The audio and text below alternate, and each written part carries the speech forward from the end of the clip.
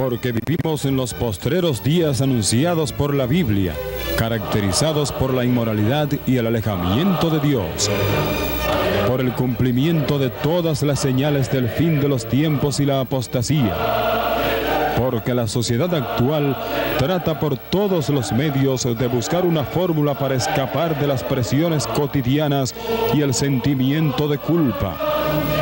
Porque no hay otro nombre debajo del cielo dado a los hombres en quien podamos ser salvos. Presentamos Tiempo de Dios, un espacio para dar a conocer todo lo que es importante para su salvación desde la óptica de Dios.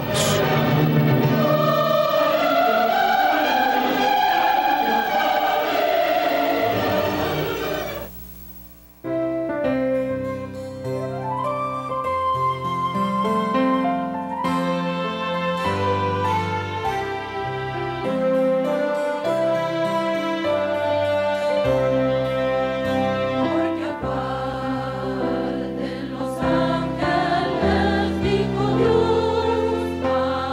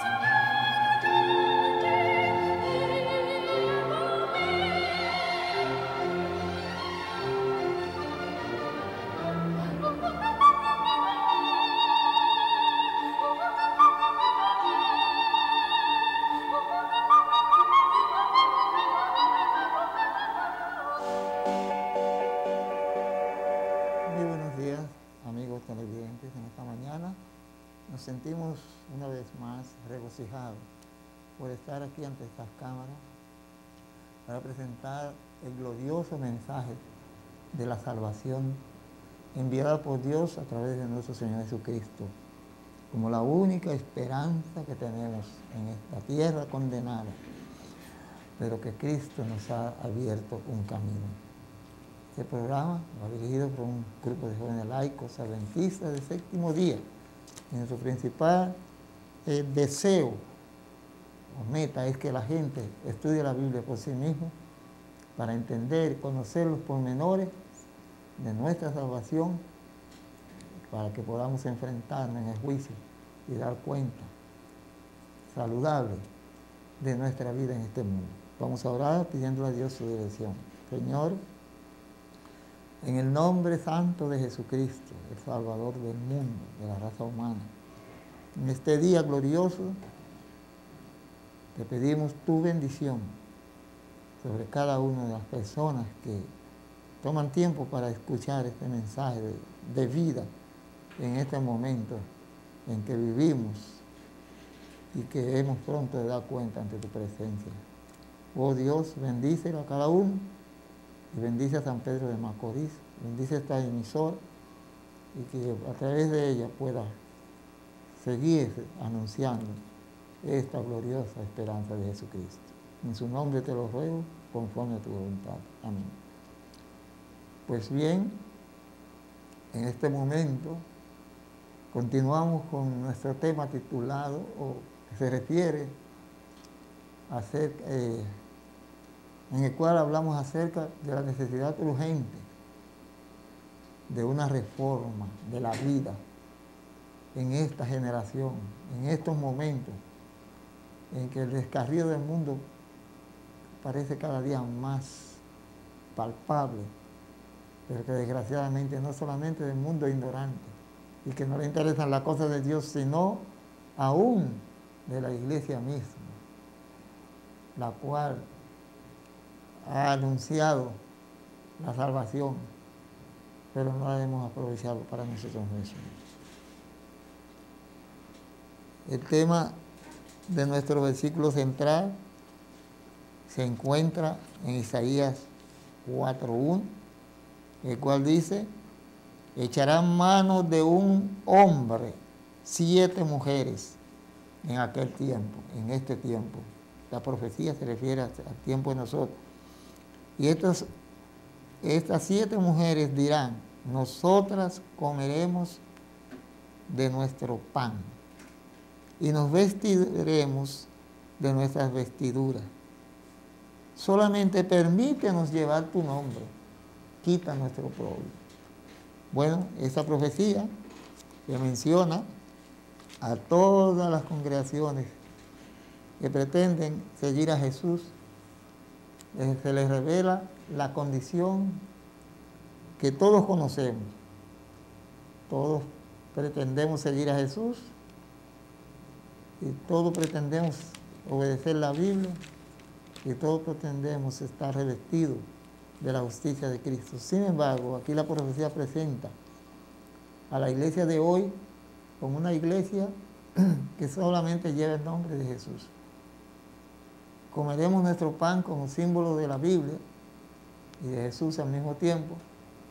Comeremos nuestro pan nuestro, no es que Jesús nos da, sea una religión donde las personas toman de la Biblia lo que les parece, lo que quieren, y al mismo tiempo se visten, como dice, nos vestiremos nuestra propia vestidura, nuestra propia justicia.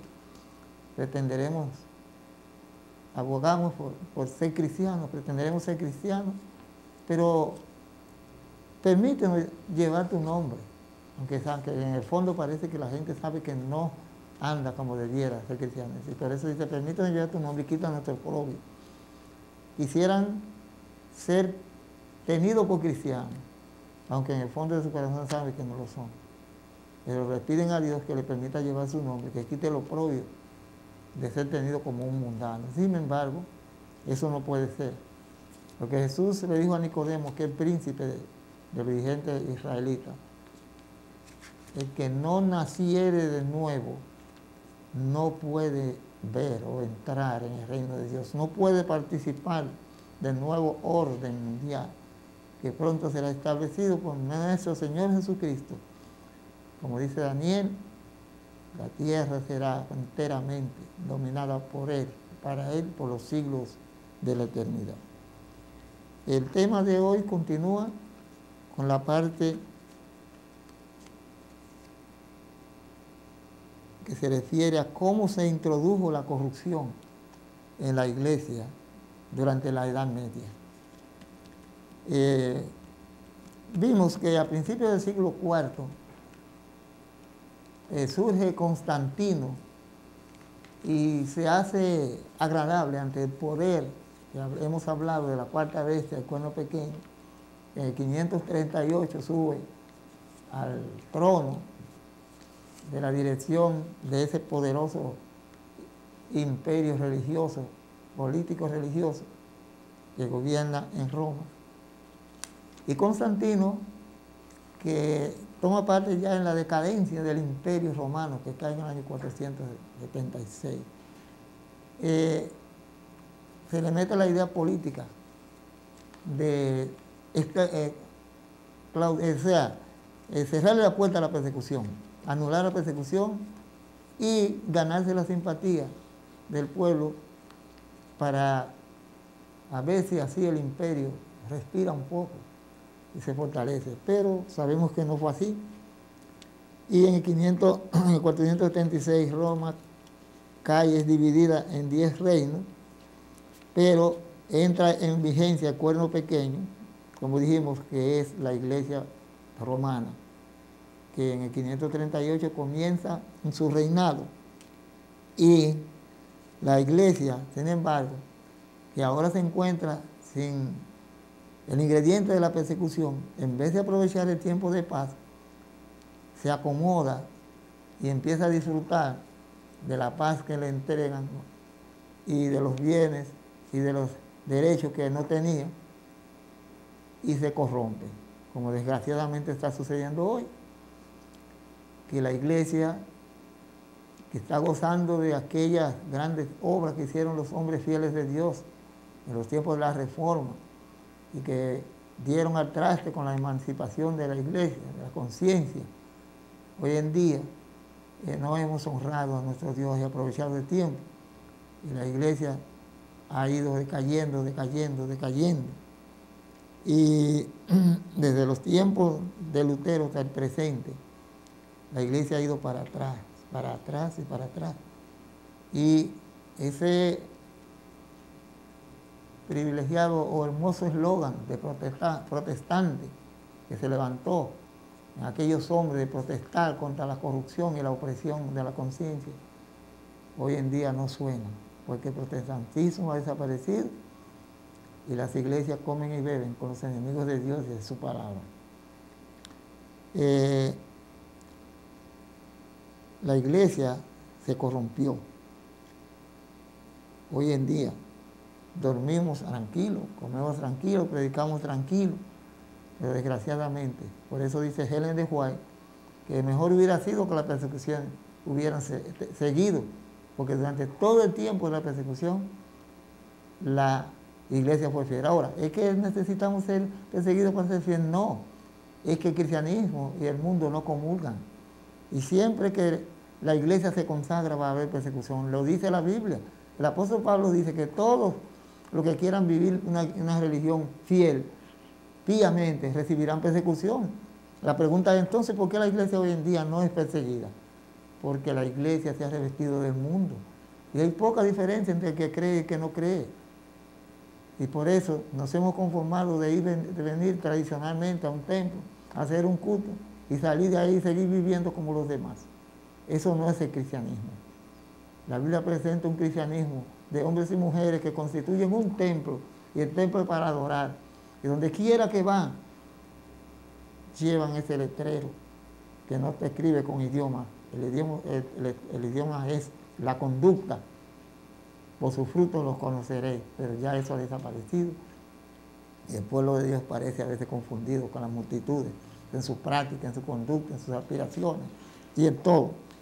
Sin embargo, en esta parte, cómo se introdujo la corrupción en la iglesia, vemos que se levantaron hombres, y la mayoría de esos hombres salieron del sistema poderoso del Cuerno Pequeño. Eran hombres que, a pesar de haber abrazado esa fe, se dieron cuenta que no era lo correcto, que la Biblia le había sido dada a la espalda. Y si estudiamos la historia, veremos que todos los reformadores se dirigían, su llamamiento era a que el pueblo volviera a las Escrituras, porque la desgracia precisamente de la iglesia está en entregarle su conciencia y la obra de su vida cristiana en manos a los hombres, los dirigentes de la iglesia, corrompidos por el poder y por el disfrute de comodidad y de lujo y el dinero que reciben de las congregaciones a través de diezmos y las ofrendas. Se acomodan en sus asientos lujosos y tranquilos, mientras la iglesia padece, muere, porque no recibe, la Biblia es puesta a un lado, y la iglesia empieza a ser manejada por las inspiraciones humanas de la razón y del intelecto humano. Y la iglesia, que también es tan culpable como su dirigente, caen en la desgracia de la apostasía y de la negación de Dios al darle de espalda al único registro que tenemos seguro para vivir, para andar un camino seguro hacia el cielo, que es la palabra de Dios. A principios del siglo XIV, salió en Inglaterra el lucero, llamado el lucero de la Reforma, que fue Juan Wycliffe, que predicó y hizo un llamamiento terrible acerca de la necesidad de una reforma, de un cambio. Él vio que la iglesia estaba en el suelo, como lo está hoy. Y Wycliffe fue un hombre maravilloso y presentó, no solamente en Inglaterra, la necesidad de volver a Dios y a las Escrituras, sino en el mundo entero se sintió su influencia. Luego de Wycliffe también se levantó Juan Hus y Jerónimo en Bohemia y predicaron ardientemente la necesidad de volver a las Escrituras y de estudiar las Escrituras y hacer lo que ellas dicen, porque la muerte de la iglesia se debe a que no reciben el alimento verdadero de la salvación, de la gracia ofrecida por Dios, que se encuentra en las Sagradas Escrituras, estas páginas sagradas que Jesús dijo: escudriñad las Escrituras, porque a ustedes les parece que en ellas tenéis la vida eterna y ellas son las que hablan de mí. Yo soy aquel de quien dicen ellas que de tal manera les amó Dios, que dio a su Hijo, el cual soy yo, para que todo aquel que crea tenga vida eterna, y yo soy la vida eterna. Yo soy el camino, la verdad y la vida. Pero no se ha querido volver a la Biblia. Los hombres se han acomodado y tradicionalmente nos hemos acostumbrado a ir y venir, como decir, a un lugar donde se habla de Dios, se canta, y al salir de ahí seguimos viviendo como el más común de los pecadores. Esto no es cristianismo. Luego apareció el maravilloso Martín Lutero. El eslogan de Martín Lutero era solo Escritura, un hombre de hierro, que enfrentó a un sistema poderoso que aún hoy en día se le teme, y los gobiernos se humillan ante él, adoran sus imágenes, idolatran, se arrodillan en los templos y hacen lo que ellos les dicen. Temen el poder económico, político y religioso que tiene este poder. Y el mundo anda en tanta oscuridad como la misma Edad Media, porque este sistema, que con su influencia logró invadir las filas de los gobiernos del mundo, como lo hizo durante la Edad Media, y aunque fue herido por Napoleón Bonaparte, cuando en 1798 este hombre invadió Italia, mandando a su general, al general Berthier, que llevó preso el cabecilla de esta religión, casi por 150 años se mantuvo herida, sin actividad. Pero vimos cómo en 1929, Benito Mussolini le empezó a dar vida, como dice Apocalipsis, que la herida que se le daría a la bestia, o sea, este poder, volvería a sanar. Y hemos visto que la herida que se le dio fue quitarle el apoyo del Estado. Y sanarse la herida significaría volver a recibir el apoyo del Estado.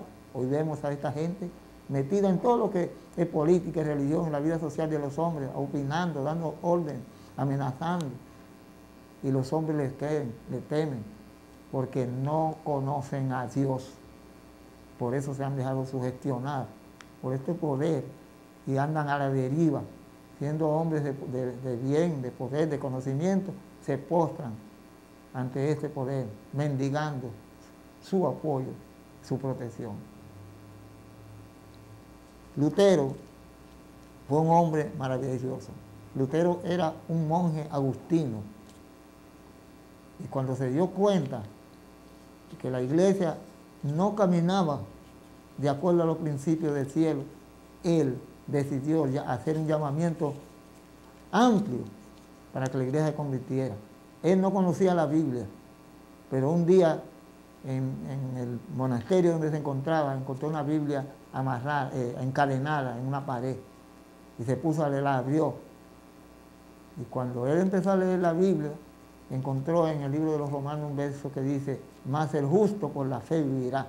Y cuando estaba subiendo los dichosos escalones de la escalinata de San Pedro en Roma, que decía que el que la subiera de rodillas recibía honores del cielo y de la tierra, cuando él iba subiendo le vino a la mente el texto: mas el justo por la fe vivirá. Se dio cuenta que no valían esas penitencias, que la salvación no se compra con obras ni sacrificios humanos, sino con el sacrificio de Jesucristo.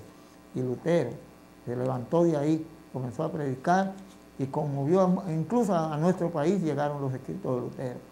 Y Lutero fue un hombre de Dios, un hombre que se enfrentó a un poder cuando todo el mundo le temía, y solo, entre comillas, porque tenía Dios Todopoderoso de su parte, enfrentó al mundo y triunfó, como triunfarán hoy en día aquellos que por encima de todo obedezcan a Dios, aunque se desplomen los cielos y la tierra. También hubieron otros reformadores como Zwinglio, Calvino. Todos estos hombres salieron del seno de esa iglesia, pero fueron hombres sinceros. Hoy en día Dios también tiene hombres y mujeres sinceros en esa iglesia, en ese sistema poderoso, terrorífico, como la Biblia lo enseña, en cuyo corazón, en cuya mente pesan los millones de almas que asesinaron durante la Edad Media, millones de almas, porque no quisieron someter su conciencia a un poder que se oponía a Dios y a su palabra. ¿Cuál fue el fracaso de la iglesia en cada generación? Vamos a ver qué nos dice aquí el conflicto de los siglos, la página 253, que nos dice el conflicto de los siglos, página 253 del libro El conflicto de los siglos, escrito por Helen de White. Dice aquí esta mujer: estos creyentes, hablando de los creyentes de aquel tiempo, hacían frutos, refiriéndose a los fieles de aquella época, hacían frutos dignos de arrepentimiento. Frutos dignos de arrepentimiento. Hoy en día las personas entran a las iglesias sin un verdadero arrepentimiento, entran en forma emotiva y no saben ni siquiera en lo que han creído. Pero en aquella época los creyentes hacían frutos de arrepentimiento, creían y eran bautizados y se levantaban para andar en novedad de vida. Por eso es que tenemos aquí en las causas y razones de los triunfos y fracasos de la iglesia en cada generación. Causas y razones de los triunfos y fracasos de la iglesia en cada generación. Vamos a ver primeramente, estamos leyendo primeramente las causas y razones que marcaron el triunfo cuando la iglesia tuvo periodos de fidelidad. Dice que los cristianos de esta época daban fruto de arrepentimiento, amaban lo que antes aborrecían y aborrecían lo que antes amaban. Andaban en novedad de vida como nuevas criaturas en Cristo Jesús, no para vivir conforme a sus antiguas costumbres y concupiscencias o deseos desordenados, sino por la fe en el Hijo de Dios. Así vivía la iglesia en los tiempos primitivos, para seguir sus pisadas, para reflejar su carácter y para purificarse de sí mismo, así como Él es puro. La pureza ha desaparecido del corazón y la vida del creyente de esta época. Dice que ellos amaban lo que antes aborrecían y aborrecían lo que antes amaban. Los orgullosos y los tercos se volvían mansos, y los humildes de corazón, los vanidosos y arrogantes se volvían serios y discretos. Los profanos se volvían piadosos, y los borrachos, ebrios, sobrios, y los corrompidos se volvían puros. Las vanas costumbres del mundo eran puestas a un lado. Los cristianos no buscaban el adorno exterior, de rizado de los cabellos, de ataviarse con joyas de oro, o de la compostura de los vestidos, sino buscaban el adorno del corazón, el adorno oculto, que consiste en la incorrupción de un espíritu manso y tranquilo. Esta es la hermosura en la presencia de Dios. Eso dice esta señora Ellen de White. Cómo andaban los cristianos antes, en pureza, en santidad. Se veía que verdaderamente eran convertidos. No tenían que decirlo, no tenían que publicarlo con sus labios, porque su conducta decían que eran árboles, que daban los frutos de gloria para Dios. Los revivamientos producían en muchos profundo recogimiento y humildad. Eran caracterizados por llamamientos solemnes y fervientes hechos a los pecadores. Hombres y mujeres oraban y luchaban con Dios para conseguir la salvación de las almas. Los frutos de semejantes revivamientos se echaban de ver en las almas que no vacilaban ante el desprendimiento y los sacrificios, sino que se regocijaban de ser tenidas por dignas de sufrir oprobios y pruebas por causa de Cristo. Se notaba una transformación en la vida de los que habían hecho profesión de seguir a Jesús, y la influencia de ellos beneficiaba a la sociedad. Recogían con Cristo y sembraban con Él, a fin de cosechar la vida eterna. Se podía decir de ellos que fueron contristados para arrepentimiento. Dice, tal es el resultado de la acción del Espíritu de Dios. Una reforma en la vida es la única prueba segura de que uno es un verdadero, se ha realizado en uno un verdadero arrepentimiento. Por lo tanto, estas eran las obras, las cosas que se manifestaban en la iglesia cuando fueron revestidos del poder del Espíritu Santo y obedecían la palabra de Dios. Dice que la única prueba de que hemos nacido de nuevo, un arrepentimiento sincero y una vida llena de frutos de santificación y de verdad. Pero hoy eso no se ve en las iglesias. Desgraciadamente, tenemos que ser sinceros y serios.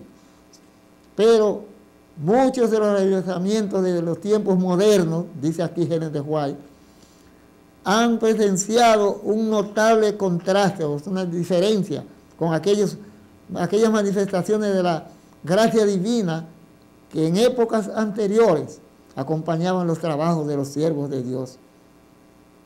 Los avivamientos populares de hoy son provocados demasiado a menudo por llamamientos a la imaginación que excitan las emociones y satisfacen las inclinaciones por lo nuevo y extraordinario. Exactamente, el sensacionalismo es hoy lo que acude a los corazones, que se confunde con la presencia del Espíritu Santo. El grito, el saltar, el decir cosas incoherentes, son las manifestaciones que se ven hoy, pero no se ve la conversión de las almas. La gente sigue viviendo, andando, actuando igual. Solamente la efervescencia se ve en los momentos de estos cultos, de estas llamadas conferencias y reuniones donde se trata de ganar a la gente para Cristo, que en realidad son ganadas más bien para un sistema religioso, para una congregación, para un hombre determinado, que para Jesús. Y dice, los conversos ganados de este modo manifiestan poco deseo de escuchar la verdad bíblica, es verdad, y poco interés en el testimonio de los profetas y apóstoles. El servicio religioso, que no reviste un carácter tanto sensacionalista, picante, no tiene atractivo para ellos. Eso es una verdad clara. Un mensaje que apela a la fría razón no despierta eco alguno en ellos. No tienen en cuenta las claras amonestaciones de la palabra de Dios que se refieren directamente a los intereses eternos. Cuando hoy en día los cristianos que tratan de servir a Dios, hablando, andando, vistiendo, comiendo y haciendo, tratando de llevar una vida cristiana, solemne y firme, se les llama personas frías, que no tienen el Espíritu de Dios, porque no brincan, no saltan, no se mueven. Pero los árboles no brincan ni saltan, pero presentan frutos agradables a la vista y al corazón de todos los que lo miran y desean comerlo. Los cristianos de antes eran cristianos que vivían una vida que por la fe demostraban que lo eran. Tierras y bienes, ocupaciones mundanas tienen el espíritu, llenan el espíritu de la cristiandad de hoy, mientras que las cosas de interés eterno se consideran apenas dignas de atención.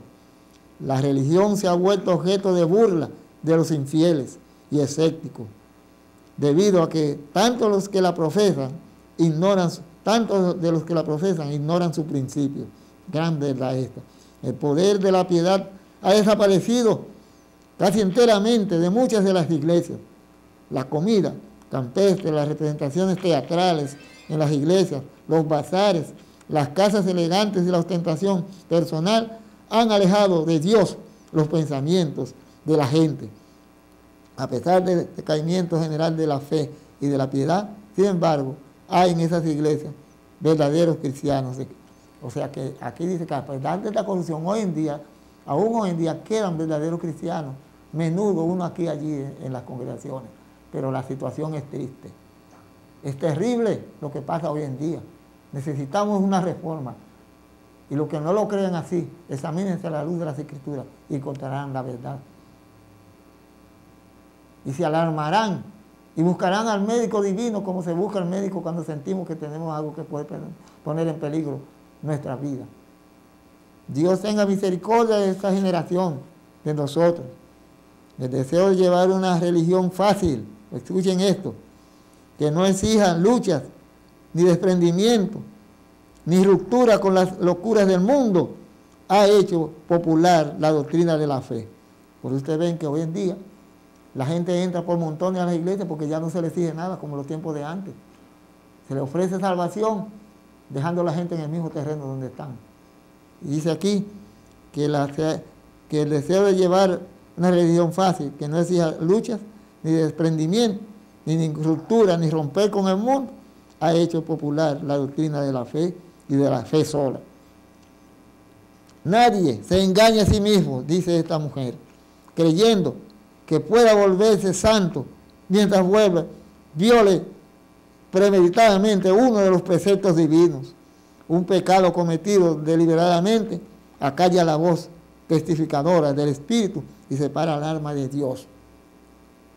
El pecado es transgresión de la ley de Dios, y todo aquel que peca viola la ley, no ha visto ni le ha conocido. A pesar de estas inspiradas declaraciones, ¿cuántos cristianos de profesión están debilitando sus facultades en la búsqueda de ganancia, como lo dice el apóstol Pedro, o en el culto que tributan a la moda? ¿Cuántos están envileciendo en su ser la imagen de Dios con la glotonería, las bebidas espirituosas, los placeres ilícitos? Y la iglesia, en lugar de reprimir el mal, demasiado a menudo lo fomenta, esta es verdad, apelando a los apetitos, al amor, al del lucro y de los placeres para llenar su tesoro. Que el amor de Cristo es demasiado,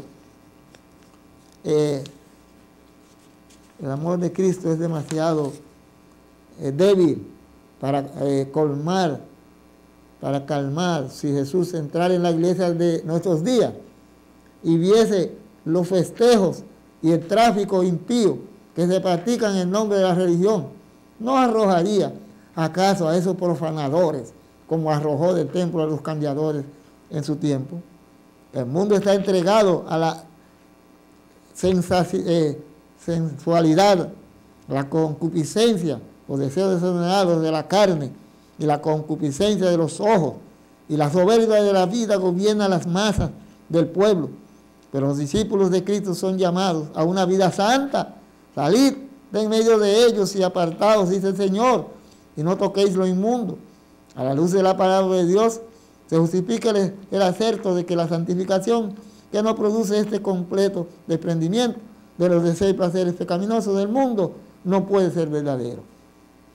Ninguna persona que no manifieste la santificación de su vida, el apartamiento total del pecado, no puede ser cristiano, porque el que no naciere de nuevo, el que no llevara una nueva vida, como dice la Biblia, que todas las cosas deben de haber pasado con una persona de profesa de cristiano y que todas las demás son hechas nuevas. Si eso no sucede, no somos cristianos, no nos engañemos a nosotros mismos. La religión que se profesa de hoy en día es una burla al cristianismo, es una vergüenza a la mayoría de las veces.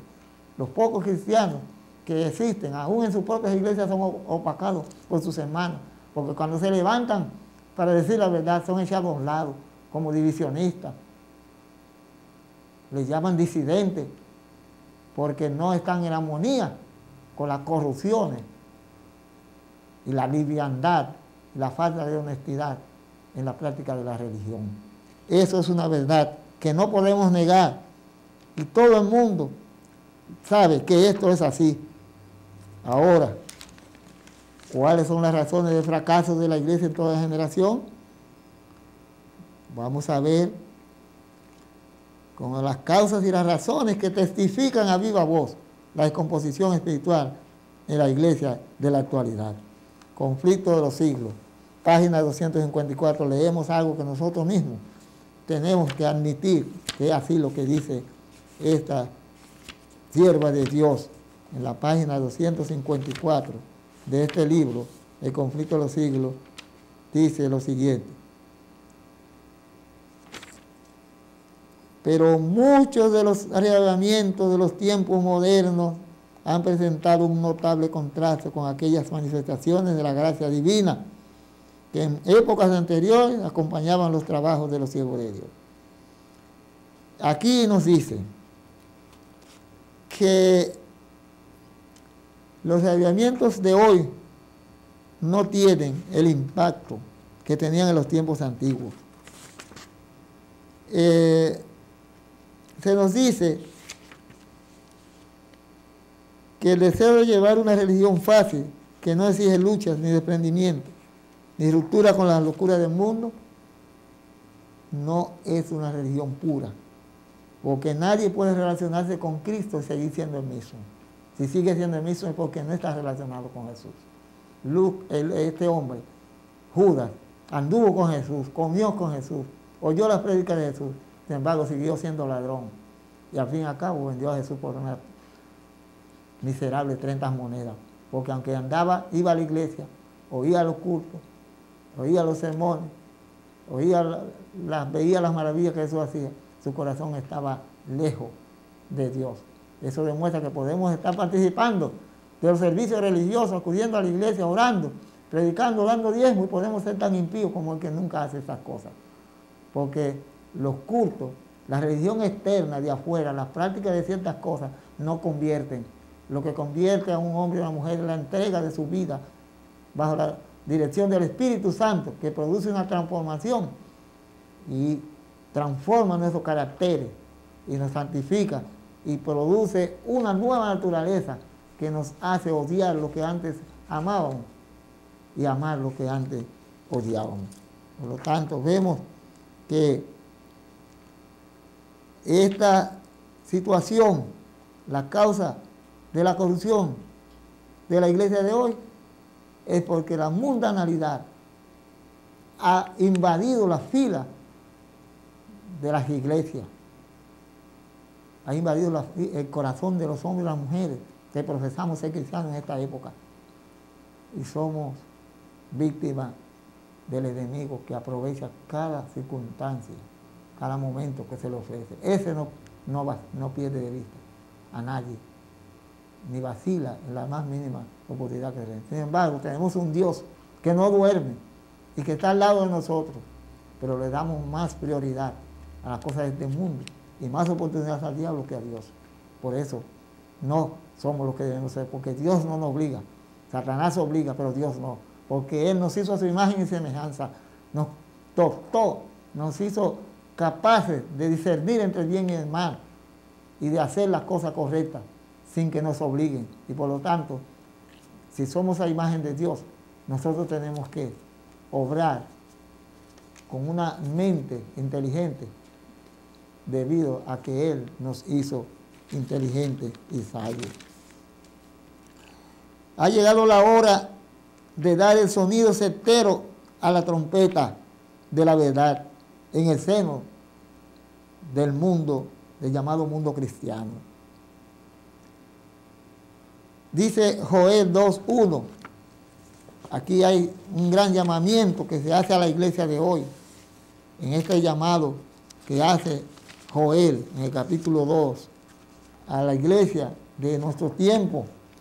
1 en adelante dice: tocad trompeta en Sión. Sión es la iglesia. Tocad trompeta en Sión, capítulo 2, versículo 1. Y dad la alarma en mi santo monte.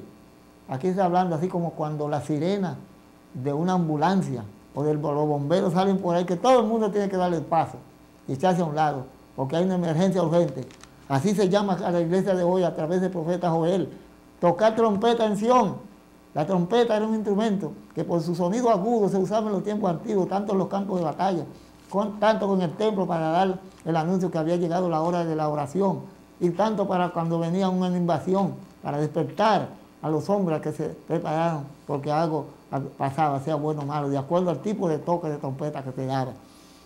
Sin embargo, cuando leí aquí que decía que debe darse el sonido cierto a la trompeta, significa que a las iglesias no se le está dando el mensaje de despertar, sino se le está ocultando, porque hay muchas cosas que hay que decirse, porque la corrupción merma la fila del pueblo de Dios, y aquellos que encabezan la dirección de la iglesia no quieren que se sepan ciertas cosas y se digan, porque saben que quedarían descubiertos como los discípulos, como en aquellos tiempos Jesús, la verdad es que decía, le acarreó más rápido la muerte, porque los dirigentes se veían desnudados, veía que el pueblo comprendían que ellos no eran fieles y que habían engañado a la iglesia, a la nación, enseñando cosas indebidas y haciéndose ricos a costa de la ignorancia del pueblo. Hoy en día sucede lo mismo. Ya no es el catolicismo romano al que se acusa de ser infiel y echar la palabra de Dios, sino que el llamado protestantismo de hoy come y bebe en estas mismas platos de la mentira y del error que esta iglesia ha propagado durante siglos. Hoy en día el pueblo de Dios es poco identificado porque no andamos en la luz de Dios. Tocar trompeta en Sión, la iglesia, y dad alarma en mi santo monte, tiemblen todos los moradores de la tierra, porque viene el día de Jehová y porque está cercano. En estos momentos debemos de temblar, porque ahora más que nunca el peligro es seguro, porque en los tiempos de Noé, por lo menos las generaciones siguieron después del diluvio, después de Jesús el mundo ha marchado durante casi 2000 años, pero ha llegado el fin. Ha llegado el fin, porque el día de Jehová está cercano, dice Joel. Día de tinieblas, día de oscuridad, día de nube y de sombra. Delante de él consumirá fuego y tras de él abrazará llama. Delante de él temerán los pueblos y se pondrán pálidos todos los temblantes. Y Jehová dará su orden. Delante de él temblará la tierra, se estremecerán los cielos y el sol y la luna se oscurecerán y las estrellas caerán retraerán su resplandor. Y Jehová dará su voz delante de su ejército, porque muy grande es su campamento. Por eso pues, debido a estas cosas, dice el profeta en el versículo 12 de Joel 2, ahora dice Jehová, convertíos a mí con todo vuestro corazón y con ayuno, con lloro y con llanto.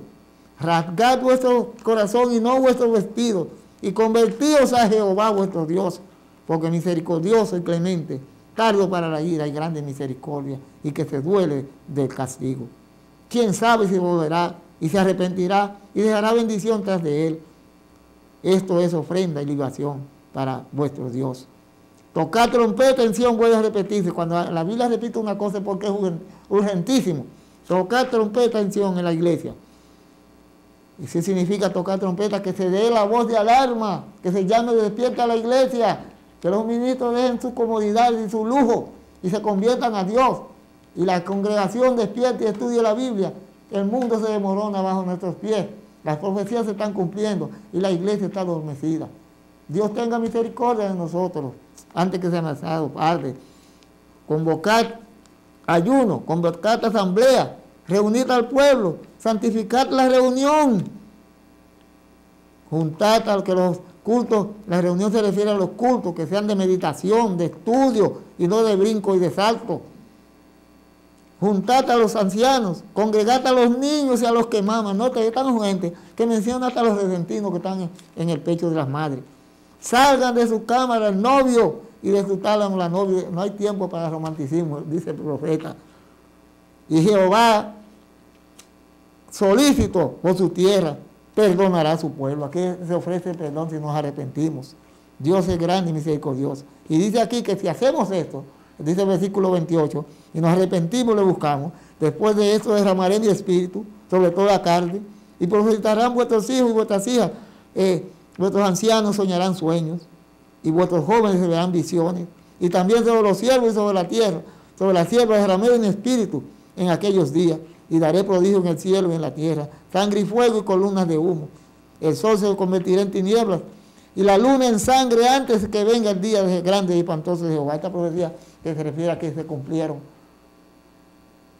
en el día oscuro, cuando se cumplieron las 4 grandes profecías que Jesús dijo: el oscurecimiento del sol, la caída de las estrellas y el famoso terremoto de Lisboa, que abarcó 10 millones de kilómetros, los 5 continentes, como una advertencia que el fin había llegado.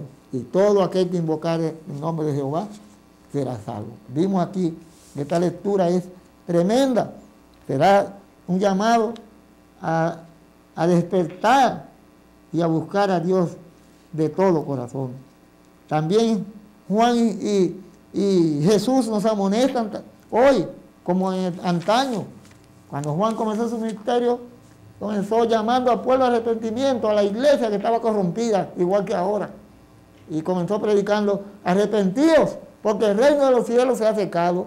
¿Por qué Juan comienza a predicarlo a la iglesia y la iglesia se supone que debía estar convertida y arrepentida? Porque se había corrompido. Y Jesús comenzó con el mismo mensaje. Dice que cuando comenzó su ministerio, el llamado fue igual de Juan: arrepentíos, porque el reino de los cielos se ha acercado. Jesús corroboró el llamado de Juan de que la iglesia estaba corrompida y la llamó al arrepentimiento.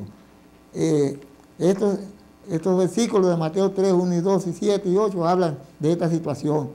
Y Juan le dijo: generación de víboras. Cuando vio a los dirigentes de la iglesia que venían, los comparó con el veneno mortífero de las cobras y de aquellas serpientes que matan en pocos minutos, porque el veneno del engaño, de la mentira, había penetrado en su corazón para inyectarlo en las congregaciones y mantenerse a costa de la ignorancia de un pueblo que ha sido llamado por Dios durante 1000 años para que lo representase en la tierra, pero no fue así. Y hoy también Jesús reorganizó la iglesia después de ser Israel desechado como representante de Dios, y Jesús reorganizó la iglesia, y la iglesia dio fruto mientras estuvo con Jesús. Pero después de su ascensión, cuando murieron los apóstoles y aquella generación que ganaron, ya del año 100 adelante, la Biblia dice que la iglesia empezó a perder su primer amor, hasta que surgió una iglesia poderosa, dándole la espalda a la Biblia, en el 538, grandes congregaciones, que hasta el día de hoy existe, y sus enseñanzas han plagado el mundo de oscuridad y de mentira. Dice Elena White que la ascensión de este poder al trono de la religión marcó, inauguró la medianoche del mundo. tremenda declaración, y es así. Estas declaraciones que hemos estado considerando en la continuación de nuestro tema en este día, da traste y pega duro en la conciencia del creyente de hoy, pues refleja un vivo retrato de esta situación en el pasado, le refleja la iglesia de hoy. Y yo creo que más bien deberíamos ver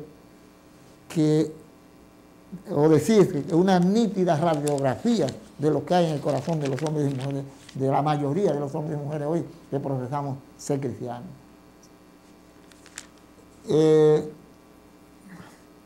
Creo que son muy propicias para estos momentos repetir las palabras dichas por el profeta Samuel al rey Saúl cuando no hizo caso de las cosas que Dios le había ordenado según lo dice la palabra. Y si abrimos el libro de Samuel prontamente, vamos a ver cómo esta palabra que Samuel le dijo al rey Saúl, que se apartó de los caminos de Dios y no hizo la voluntad del Señor como se lo indicaron, veremos que pegan para hoy como si fueran nosotros, a los que el mismo profeta estuviese presente diciéndolo. Por lo tanto, aquí en el libro 1 de Samuel, capítulo 15, veremos que esa palabra se adapta muy bien a la iglesia de hoy, a nosotros, los que profesamos ser cristianos. Oiga lo que el Señor le dijo, capítulo Samuel 10 y 11. Dice, y Saúl y el pueblo perdonaron a Agar y a lo mejor de las ovejas. Se refiere al rey Agar de Jericó, que el Señor le dijo que lo destruyera, de Amalek, de los amalecitas, lo destruyera. Y él no hizo como Dios lo dice. Y trajo del ganado y le perdonó la vida al rey. Y los animales engordados y los trajo. Y los carneros. Entonces, cuando que Dios le había ordenado destruir, más todo lo que era vil y despreciable, él lo destruyeron. Y entonces el versículo 11 dice, me pesa, dice aquí el Señor, haber puesto por rey a Saúl, porque se ha vuelto de en pos de mí y no ha cumplido mis palabras y se ha apesadumbrado Samuel y clamó a Jehová toda aquella noche. Dice que le pesa haber nombrado a Saúl por rey, y yo creo que Dios puede decirlo de nosotros hoy, que nos pesa, le pesa habernos admitido en la fila de aquellos que pretenden seguir al Señor, porque hoy en día la honra a Dios es muy amplia. Dice el profeta, y Saúl derrotó a los amalecitas. Y dice, pero sigue aquí, entonces dijo Samuel a Saúl, déjame declararte lo que Dios ha dicho, lo que Jehová ha dicho acerca de ti, por no obedecerle. Y él dice, versículo 19, ¿por qué pues no has oído la voz de Jehová, sino que ha vuelto el botín y ha hecho lo malo ante los ojos de Jehová? Y entonces dice aquí, el versículo 22, y Samuel le dijo, se complace Jehová tanto en los holocaustos y víctimas como en que se le obedezca a las palabras que le ha dicho. Se complace Dios en un culto de palabras y de brinco y de canto, en que se le obedezca a su palabra y que se lleve una vida santa. Eso es lo que Dios quiere. Bueno, vamos aquí a concluir, ya que el tiempo nos ha llegado, pero seguiremos con este tema tan importante. Así que vamos a orar a Dios. Padre Santo, en el nombre de Jesús, tu amado Hijo, en esta mañana hacemos un llamado para que el hombre que cree en ti, volvamos a ti, en espíritu y en verdad. Ahora, cuando la hora ha llegado y el fin de todas las cosas se presenta ante nuestros ojos y debemos de presentar ante tu presencia en el juicio, que tú nos despiertes y haga de nosotros lo que tú quieres que seamos. Oh Dios eterno, en el nombre de Jesús te lo pedimos conforme a tu voluntad. Amén.